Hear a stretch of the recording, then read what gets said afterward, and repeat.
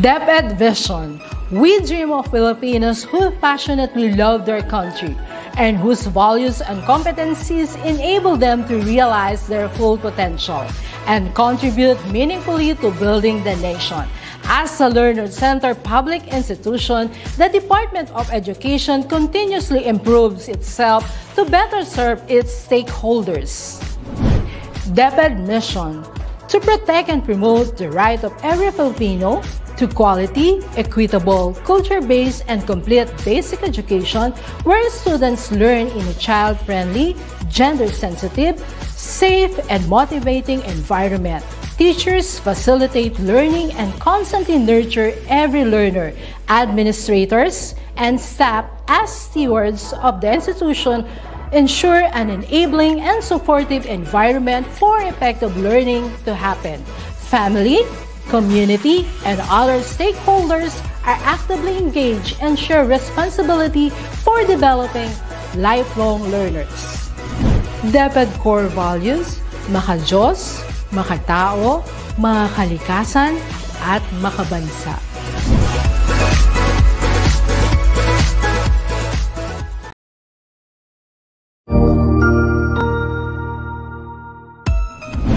Mabuhay! Good day to all! I am your tutor Madge. Welcome to Itulay, a free online tutorial, an initiative of the Department of Education, Information and Communications Technology Service, Educational Technology Unit, ICTS EdTech. This program is aimed at helping and assisting learners from kindergarten, senior high school, ALS, Alive, and SPED learners. Aside from answering the modules, the Itulay is offering programs which you will surely look forward to. Together with our parents and teachers, the Itulay will bridge the gaps where difficulty and ease meet in learning new knowledge and skills. So, let us prepare our modules, pen and paper. Ready your mind to see and hear worthwhile and interesting lessons. Let us now study and learn, together with our volunteer online tutors. Tara na!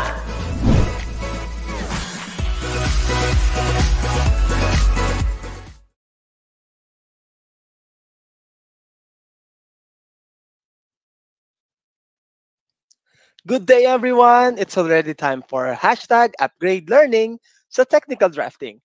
Ako po si Tutor Romel, and let me help you explore the amazing world of sketches and design. Upgrade your learning today, design your tomorrow, and build your future after. Welcome to Itulay Online Tutorial. What's up mga ka-drafting? Live na live po tayo ngayong quarter 4, week 3 sa FB group at YouTube channel ng DepEd Itulay.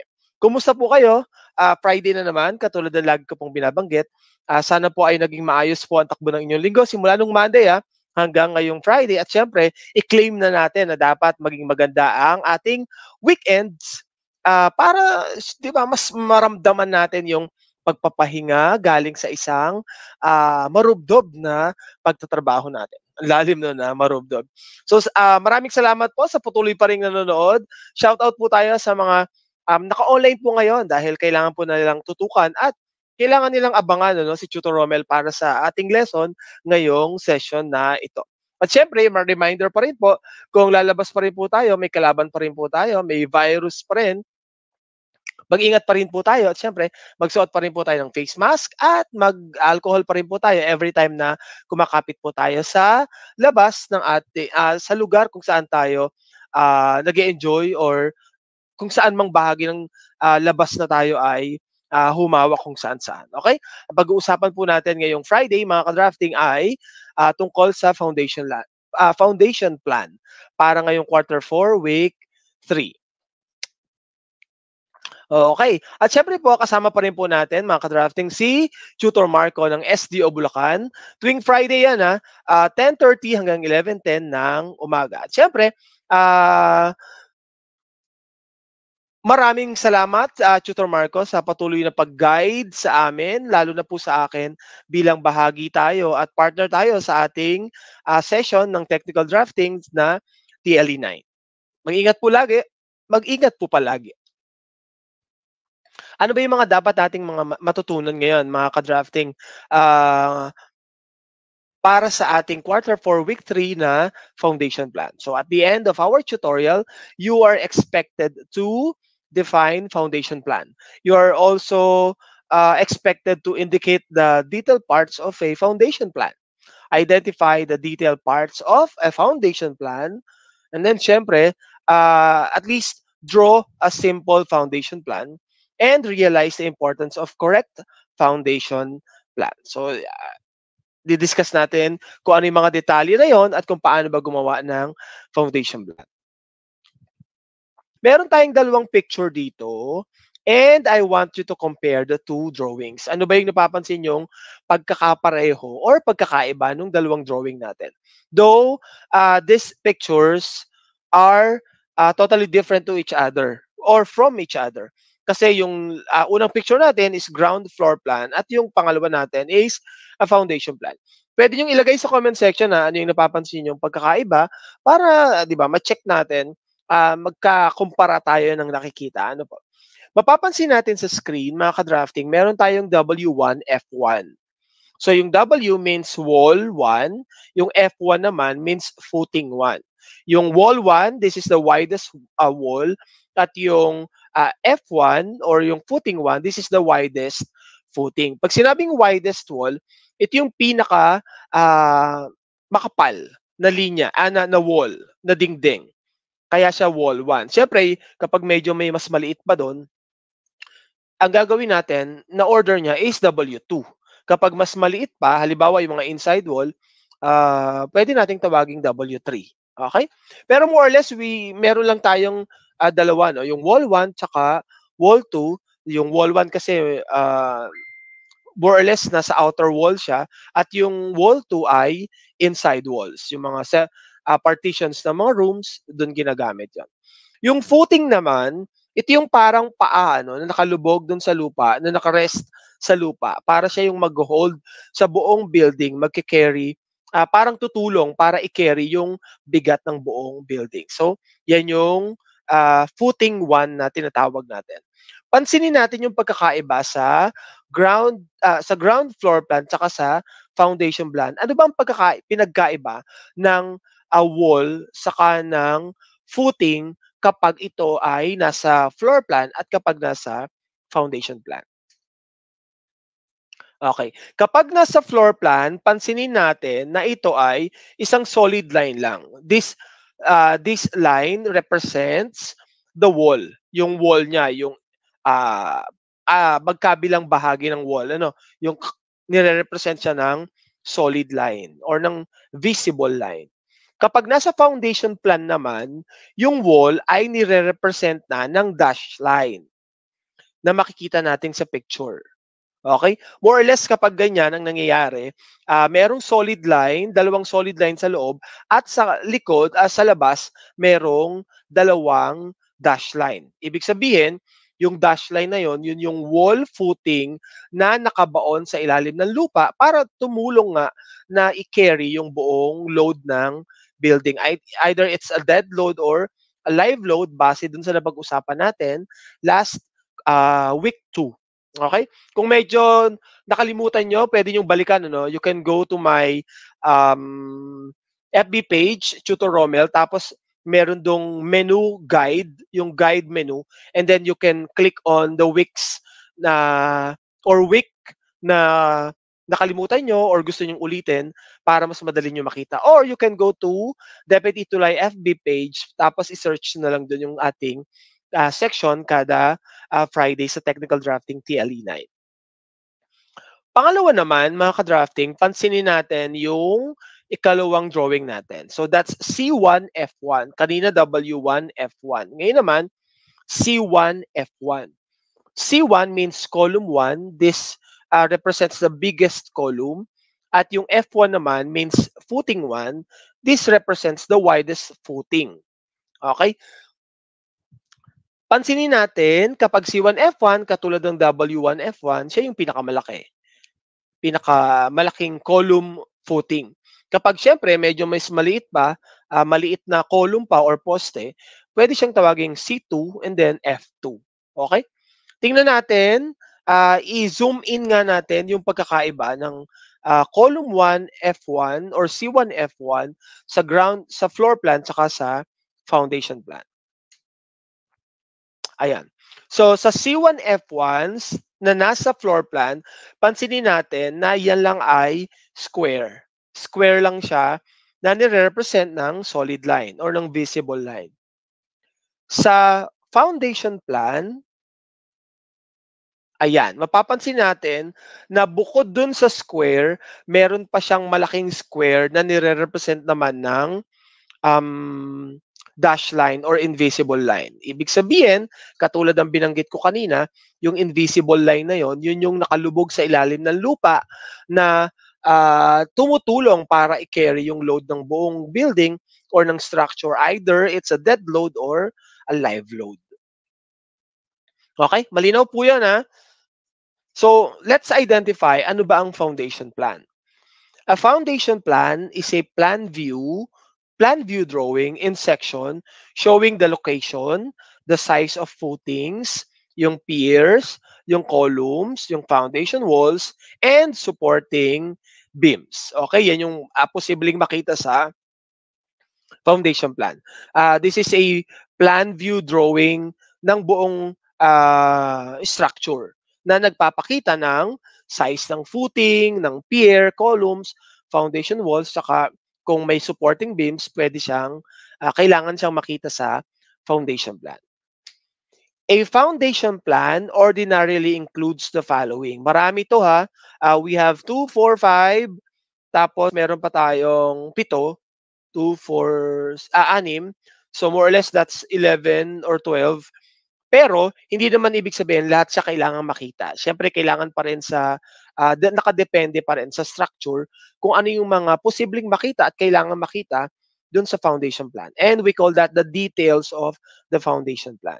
Una, na nakikita natin sa screen mga ka-drafting, footings for foundation walls, makikita daw piers, columns. So nire-represent siya ng hidden line katulad ng nabanggit natin kanina. And then yung foundation walls, meron din siyang piers and columns, dwarf walls. These are low walls built to retain an excavation or embankment. And then we have partial walls, doors, bath pictures if the house has a basement. So kung may basement yung ating structure, kailangan makita pa rin siya sa foundation plan. Next natin na details na kailangang makita sa foundation plan, if ever present siya dun sa structure, is the openings or are the openings in foundation wall such as windows, doors, and vents. Although kita naman siya, nakikita naman siya sa foundation plan, pero malimit sa mga foundation plan, as a floor plan, malimit sa mga foundation plan, hindi naman siya, kumbaga hindi na siya naipapakita. And then, ano pa yung detalye na kailangang meron sa foundation plan? So, kailangan ng beams, ng pilasters. Next is direction, yung size, yung spacing ng floor joist or yung trusses. And then, we have the drains and sump, if required, kung meron. Details of foundation and footing construction. At syempre, yung ating complete dimensions and notes. So, ulitin natin, hindi naman po lahat kailangan makita yung detalye na nabanggit natin.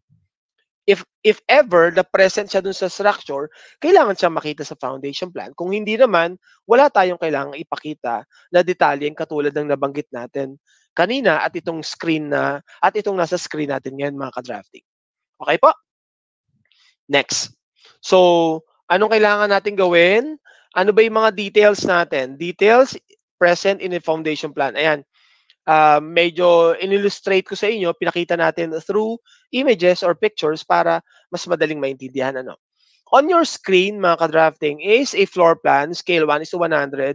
Itong floor plan na to ay yung ginawa ng guest engineer natin. Dinraw niya in hand, tapos tinransfer ko lang sa SketchUp. And then, yung nasa gitna naman, mga ka-drafting, is the foundation plan. Ito yung dinrawing din ng ating guest engineer. Tinransfer ko lang din sa SketchUp. So, we have, ano ba yung mga details na present natin? Footings for foundation plan, walls, piers, and columns. Ayan. Yan yung ating column tsaka foundation.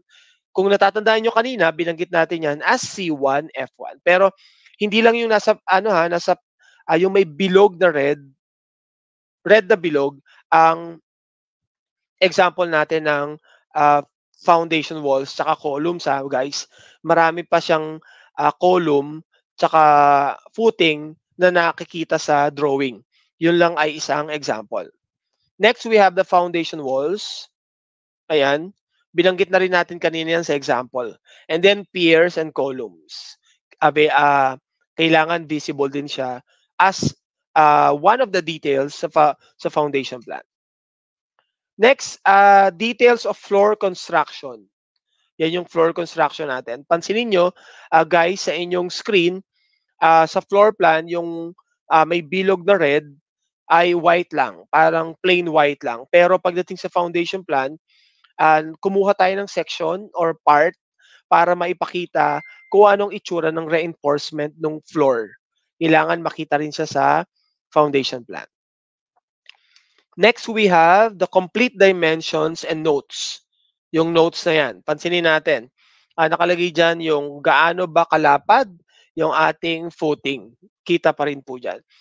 Yung footing natin, guys, yung lapad or yung laki, ay depende sa structure pa rin. Siyempre, kapag bungalow house lang tayo, medyo okay na sa standard, sa National Building Code, yung 0.80 meters by 0.80 meters sa footing. Pero siyempre, habang lumalaki yung structure, yung building, medyo lumalaki rin yung footing, yung wall footing, tsaka column footing. Okay po? Okay. Next natin is what we call, yan. Ito na yung umpisa natin. I-explain ng ating guest engineer na si Engineer Rex Ponce ang tamang paggawa ng foundation plan. This is only a simple way ng tulong ni Engineer Ponce para sa atin at para sa inyong mga ka-drafting natin para medyo mas maintindihan kung paano ba gumawa ng simpleng foundation plan. Okay? Maraming salamat, Sir Rex Ponce, sa pagtugon po sa aking hiling na tulungan at maging guest tutor para sa ating DepEd Itulay session para sa TLE9 Technical Drafting. Okay? Ayan. So, si Engineer Rex Ponce ay isang civil engineer at siya ang may-ari ng RW Ponce Builders. And he will be showing us or teaching us how to make a simple foundation plan.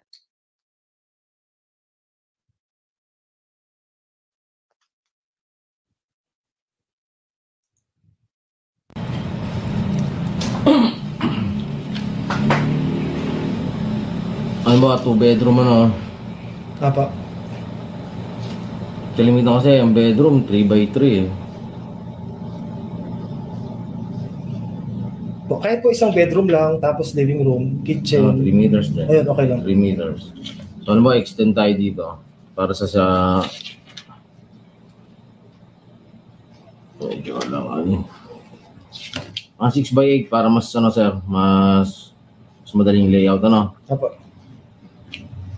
So halimbawa, bedroom 1, bedroom 2. Tapos halimbawa ito, toilet and bath.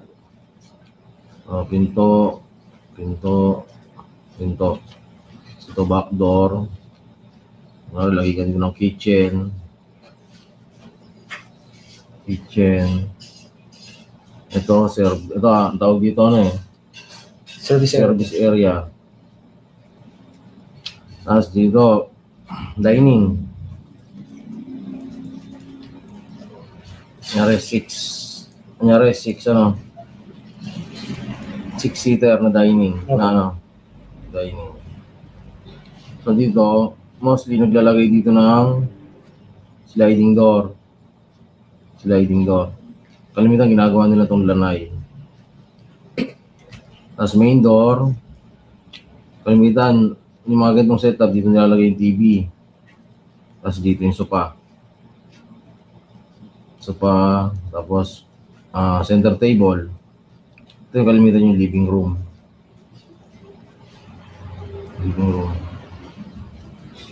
So, siyempre, magkakaroon ko ng ng bintana. Apo. Kalimitan, ang bintana, doon sa side na wala yung headboard ng ng kama.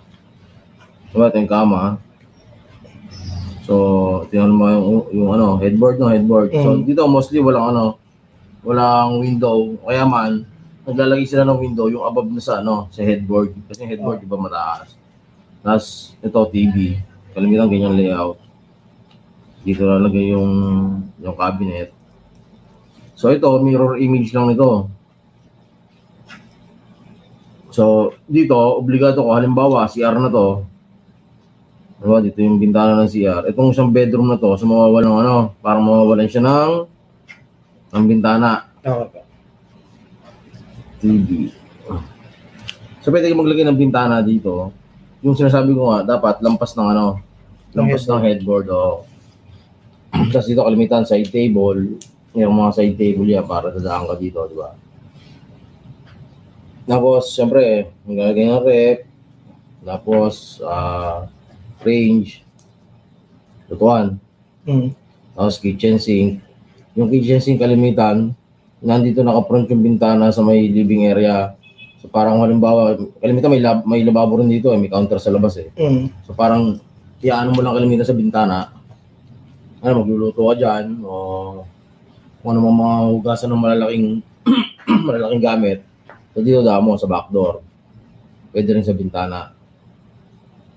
Tapos yan, ito, kailangan din ng bintana sa harap. Pwede ka rin maglagay ng bintana above ng sopa. Makataas lang ng sopa.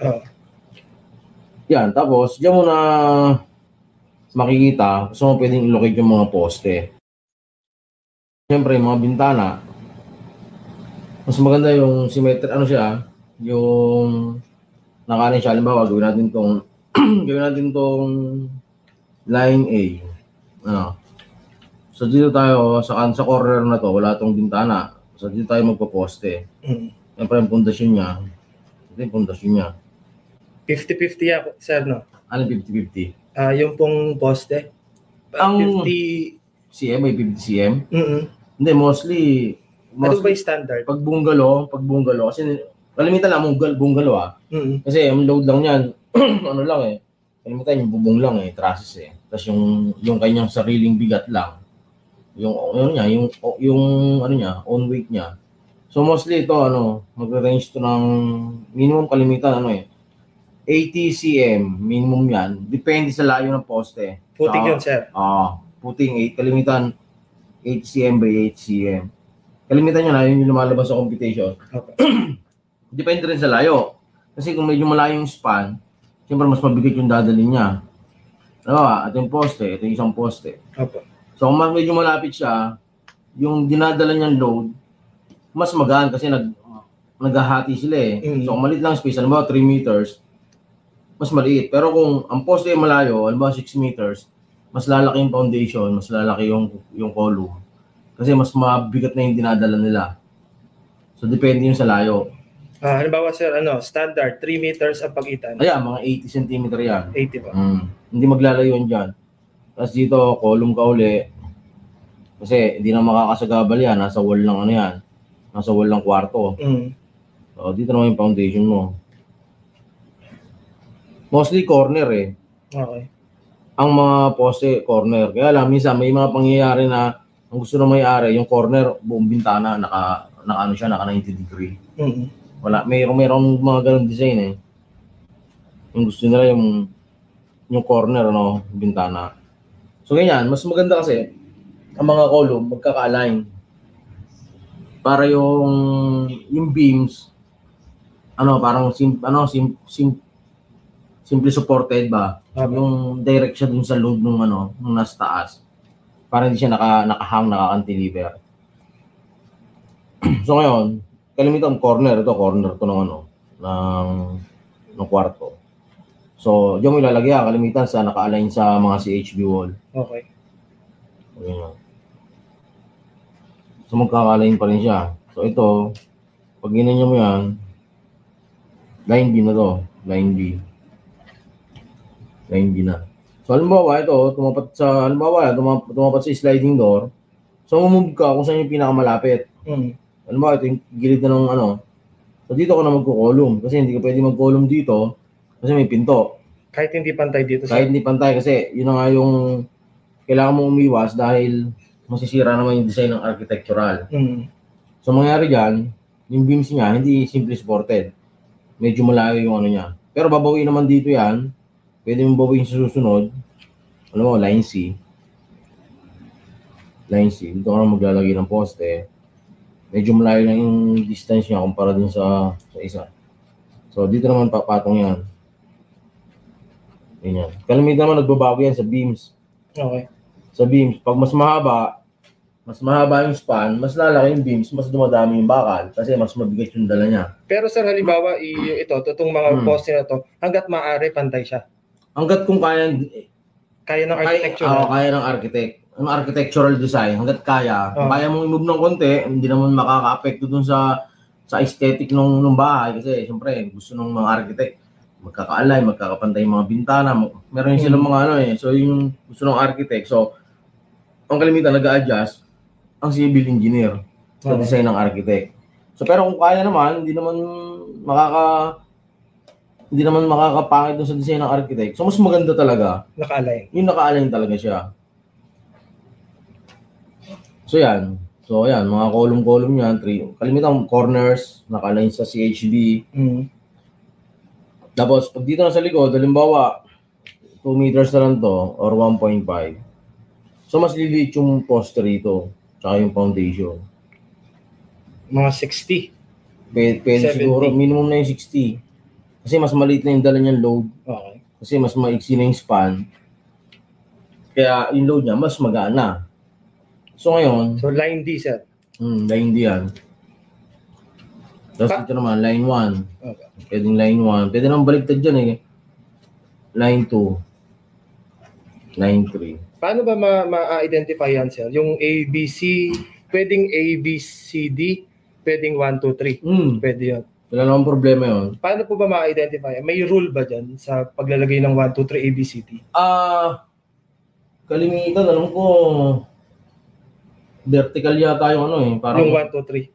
Oo, parang x-axis yung ano yung 1, 2, 3 eh. Okay. Tapos, meron naman akong plano dyan. Check natin mamaya. ABCDIY. Tama, horizontal. Horizontal yung ano, yung ABCD. number. Hindi, yung number. Ay, nakikita ko doon. So, y-axis yung ano. Dito po ABC. Doon sa plano gano'n. Yan, tapos, ano ba? Yan, kalimitan, sa biga naman, sa biga, kung bungalo lang naman, kailangan mo lang ma-interlock yung mga poste. Yung mga poste ma-interlock mo. Kahit hindi naman lahat ng poste ma-interlock mo. Halimbawa, dito, magbiga ka rito. Diba? Yung perimeter, kailangan talaga yan. Para mag-lock yung mga poste. Tapos kung di naman kalakin yung bahay, pwedeng isang horizontal, cross beam, tsaka pagitna. Yun yung kalimitan. Pero lalabas pa rin sa ano naman yan sa computation, sa structural analysis. Kung kailangan pa o hindi na kailangan ng roof beam hindi mo na kailangan lahat, sundan mo yung lahat ng line na yan. Ano sir, yung biga po, gaano kalapad? Ang biga, kapag sa bungalow lang. Oo. Kapag bungalow lang, ang span niya mga 3 meters. Mostly lumalabas sa computation. Siguro, mga 30 cm by 15 cm. Yung ano pa, yung ito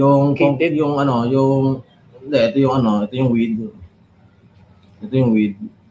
Ito yung height. Yan. Ganyan. Hindi na kalimitan na lumalabas. So, pag mga ganyan lang span mga 3 meters lang di sumasabay na yun sa wall, sir, no? Ang wall, mas makakipot yung wall yung CHB wall. Ang CHB wall kasi, kung i-convert mo to sa centimeter, sa inches, 6 inches to eh. Kalimitan na available na CHB sa atin, pang exterior wall, 5 inches. 5 inches. Ano to? Exterior. Exterior wall, ibig sabihin perimeter.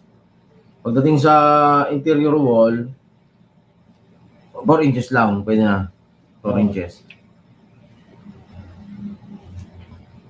So yung 4 inches po ay parang 15 centimeter na rin, sir? Hindi. Yung 4 inches, equivalent nito ay 10 centimeter.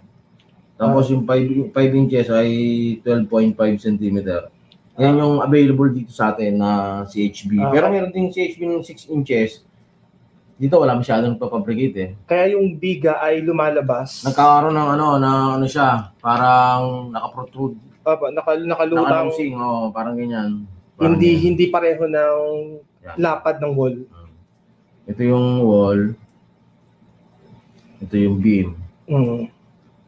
So kung sa exterior, ito 5 inches. Ito 6 inches. Okay.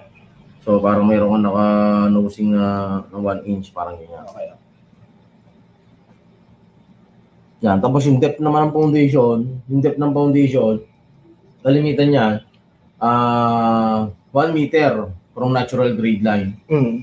Kasi minsan yung iba, hindi nila alam tambak. Minsan doon sila nagbabase ng excavation. Sir, yung bang natural... Medyo critical yun. Kasi, halimbawa, ito yung lupa. Kasi minsan hindi mo alam kung natural grade line yan or tambak. Hindi mo malalaman yun. Halimbawa, pag malalaman mo lang pag hinukay mo, once na hinukay mo yan, halimbawa, hinukay mo yan na yung soil testing, sir, no? Hindi pa. Kasi kung buong galo lang, hindi kailangan ng soil test. Ang kailangan ng soil test, third floor, pataas. 3-story building pataas. So, yun yung kailangan ng soil test. Pag mga bungalo lang, hindi na kailangan. Kailangan mo identify na yung pagsisimula mo ng hukay ay natural grade line. Kasi pag hindi natural yan, pag hinukay mo yan, nag-erode yung gilid niyan. Nag-erode ng gilid niyan. Pati, pag hindi natural grade yan, yung pinatungan mo ng foundation. Halimbawa, ito yung foundation mo. Kung hindi yan natural grade line, siyempre, hindi natural na lupa, hindi siya compacted. Okay. So, pag yan mo pinatong yan, magsisettle yan. Magsisettle yung katagalan. Siyempre, hindi siya 95% compacted eh. So, ang tendency niya, pag umulan, settle yung lupa kasi hindi siya compacted eh. So kahit ganong kalaki ang pundasyon mo, ganong kalaki ang poste mo, kung yung pinatungan ng foundation mo hindi stable, magkakaproblema yun. Pwedeng gumalaw. Oo, gagalaw talaga. Kaya kailangan ma-identify mo talaga na natural na yan. Natural grade line yung hukaya mo. So yung bang NGL, natural grade line, pwede ring tawaging natural ground line? Parang ganoon din. Pareho rin. Parang yung natural na lupa from the start. Hindi siya embankment, hindi siya tambak, hindi siya binakpil. Pero pwede din naman yung binakpil, kaya lang kailangan mo siyang i-compact ng 95%. Doon mo siya soil test yun. Halimbawa, tambak. Embankment yan, So, kailangan yan, itetest mo yan, sa soil test mo yan. Compacted na siya. Kung hindi siya 95% compacted, so hindi mo siya pwedeng i-rest yung doon, yung foundation. Okay. Pero kung natural grade line, wala na yan kasi may sarili ng yan eh, sobrang tagal na. Okay. 100% compacted na yan eh. Kaya usually po pag yung mga building, malalaking building yon, kailangan talaga ng soil test. Itinatayo sa mga palayan, talagang kailangan i-soil test yan kasi soil test. Iboboring nila yan eh. Ng malalim eh, makikita nila kung hanggang saan yung mga, di ba, yung mga properties, yung mga soil, mga clay, ganyan. Tapos tambak, malalaman nila yun. Okay. Doon sa report ng soil test. Ngayon, sasabihin sa'yo ng soil test, kailangan ang lalim ng foundation mo, 3 meters, 2 meters. So, ibig sabihin, nandun yung matigas na lupa. So, doon ka mag-rest ng foundation. Okay. Kaya nagkakaroon ng soil test. Pag na kasi medyo mabigat na yung building. Okay. Maaari na siyang gumalaw talaga. Sir, balik tayo dito. Paano po yung may ganon, sir? Alin? Yung X. Anong purpose po ng mga XX? Anong XX? Sa foundation. Yung may ganon po. Baka para may trapezoid na yan, parang ganyan loadings nyo. Okay. Ayan, yan po yung binabanggit ko kanina. Ganun ba? Opo. Sa loadings to. Sa loading. Oo, ano na to? Kung ano yung bahagi nung bahay or nung construction yung binubuhat. Wala. Sa dimension, sir, paano may rule po ba sa paglalagay ng dimension sa foundation? Hindi rule yun. Kailangan kasi, pag magko-compute sa structural analysis, lahat ng load ilalagay mo doon. Yung dead load, yung live load, Tapos meron pang factor of safety, ang factor of safety sa earthquake, sa wind. So may formula na yan. So kailangan mo lang encode yung mga ilo-load mo dyan. Ibig sabihin ng dead load, yung mga dead load, yung mga on weight niya, yung mga concrete, yung mga trusses, yung mga naka-load ba sa kanya, o yung ilo-load mo. So may mga ano na yan, may mga factor of safety na yan. So pag in-encode mo na yan, magko-compute na yan sa computer. Yung foundation, sir, okay na po tayo dyan. Sobra tayo dyan. More or less, mostly pag nag-design, ganito yung halos yung lumalabas dahil dun sa layo nung foundation tsaka column, yung spacing niya. Yun yung kalimitang lumalabas sa computation. Pero pag lumalayo nga, nababago yan. Lumalaki yung dimension, yung width, tsaka yung depth niyan, tapos yung thickness niya, habang bumibigat, kumakapal din, dumadami yung bakal. Okay. So wala siyang rules, kailangan talaga encode mo lahat ng mga load na kailangan ilagay sa isang building. Okay. So kalmitan lang, ito lang yung lumalabas. Pag mga ganyan lang, kasi bunggalo lang yan. Ako si Rex Ponce. Okay, so sir, maraming salamat ha.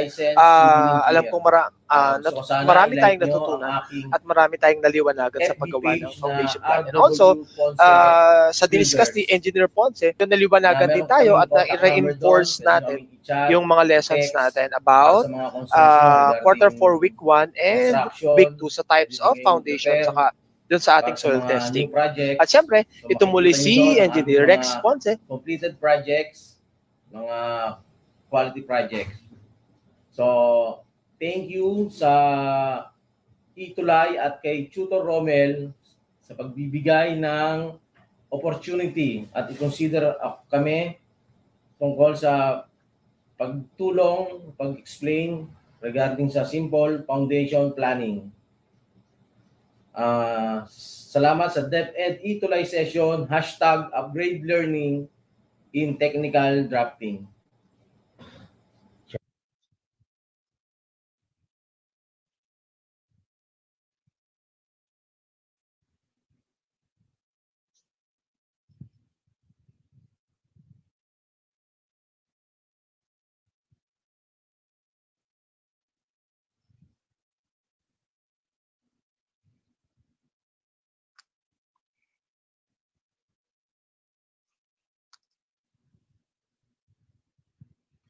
Okay, maraming salamat po Engineer Ponce. At syempre kung meron kayong katanungan, you can contact Engineer Rex W. Ponce, or kung meron kayong gustong ipagawa, kung meron kayong mga business proposals, you can contact Engineer Rex W. Ponce sa RW Ponce Builders, or sa kanilang Facebook page, facebook.com/RWP Builders, and you can contact him sa kanilang mga contact numbers, or i-private message, or i-email nyo na available din sa kanilang FB page ang mga contact details. Okay?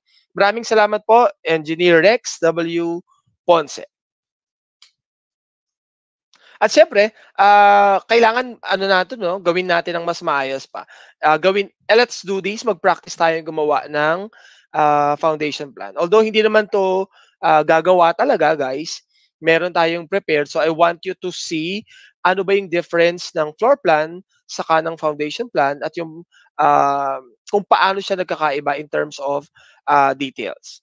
So sa inyong screen, mga ka-drafting, ang sample floor plan na ginawa ni Engineer Ponce kanina na freehand lang. So transfer natin siya sa SketchUp. Kapag gagawa tayo ng foundation plan, pansinin natin na ang foundation plan ay nagiging ganyan ang itsura. So, kailangan present daw yung ating walls, foundation walls, such as the windows, yung doors, kung pwede, yung direction, yung size, yung spacing ng floor joist, saka ng trusses, details ng foundation, saka footing construction, and also, kailangan present din yung complete dimensions and notes. Pansinin natin sa drawing or sa inyong screen, mga ka-drafting, na nakikita natin kung ano ba yung dapat na nasa foundation plan. Ayan, meron tayong animated video na pinapakita kung ano ang posibleng mangyari at kung ano ang mangyayari kapag yung floor plan ay ita-transfer na into a foundation plan. Ayan. Okay? Sana po malinaw po sa inyo yun. Ha? And then let's have a closer look between these two drawing, yung floor plan and foundation plan. Okay, sana ay naintindihan po natin ng maayos, at sana mas naliwanagan pa po tayo. And at this point, meron tayong 4 quiz. All you have to do is to identify the details of a foundation plan, and meron tayong timer, 10-second timer, and then i-choose nyo lang, meron tayong word bank sa kanang bahagi ng screen, lettered A, B, C, D, and E, and then yung ating picture, yung uhulaan, i-identify ay yung nasa kaliwang bahagi ng inyong screen. Quiz 1 of 4. Ano ba yung may bilog na pula dun sa drawing? Is it dimensions and notes? Details of floor construction? Letter C, foundation walls ba yan? Letter D, columns? And letter E, footings for walls and columns. And your timer starts now. Guys, huwag niyo kalimutang ilagay ang inyong answer. Letter lang pwede namang letter lang. Number 1, letter, and your letter of your answer sa ating comment section. And i-check natin after. Okay, and time's up. If your answer is letter B, details of floor construction, tama po yan. Next, we have quiz 2 of 4. Ano ba yung tinutukoy ng ating part ng drawing na may red na bilog o kaya yung oval na bilog or oblong? Okay? Letter A, B, C, D, or iba. And your timer starts now. Ayan. So, ilalagay lang natin sa ating comment section ang A, B, C, or D. Tapos, i-check natin. Quiz 2 of 4. If your answer is letter A, dimensions and notes, tama po yan. So, pinapakita dyan yung notes ng gaano ba kalaki yung ating column footing tsaka yung ating partitions dun sa floor plan. Quiz 3 of 4. Yan. Quiz 3 of 4 na tayo, guys. Quiz 3 of 4. Is it A, B, C, D, or E? And your timer starts now. Ayan. Ano ba yung tinutukoy ng mga red rectangles na yan? Na mostly nakatutok dun sa hidden line dun sa pader na bahagi, sa perimeter. If your answer para sa ating quiz 3 of 4 is letter E, footings for walls and columns, that's correct. Correct po yan. Next, last, quiz 4 of 4. Ano ba yan? Yung mga maliliit na bilog na kulay red. Ano bang tinutukoy niyan? A, B, C, D, or iba? And your timer starts now.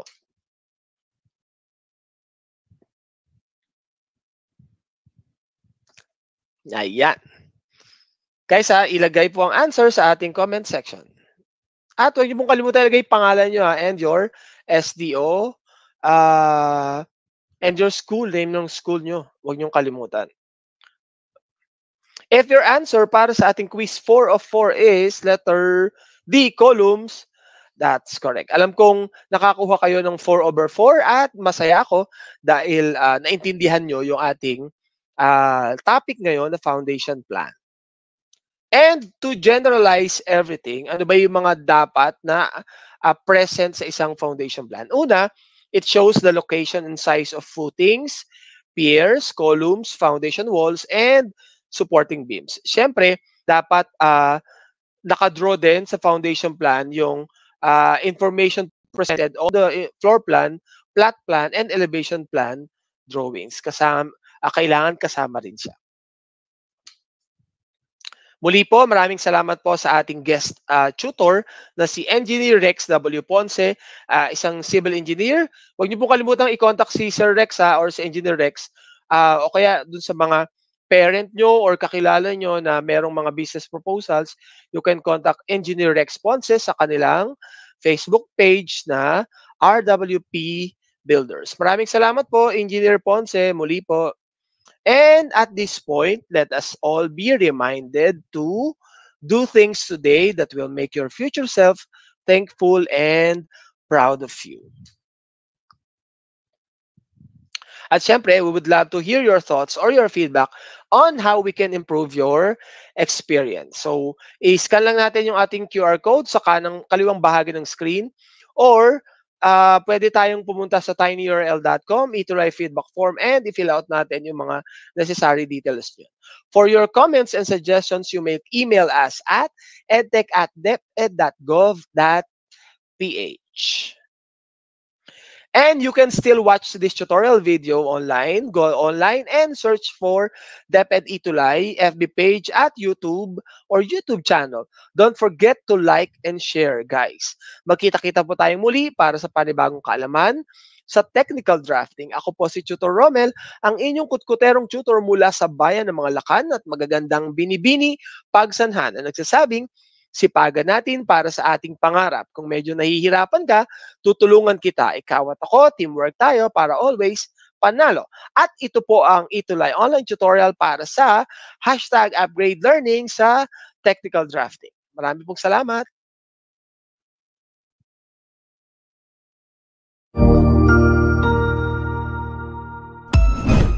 Ang husay naman! Natapos mo ang iyong tutorial session kasama ang iyong mahusay na E2Live tutor. May bago ka bang natutuhan? I-share na yan gamit ang #E2LiveLevelUp. Huwag aalis ha, dahil may susunod pang programa na pwede mo ring panoorin at salihan. Dahil naghihintay na ang iyong mga tutors. Happy learning dito sa E2Live!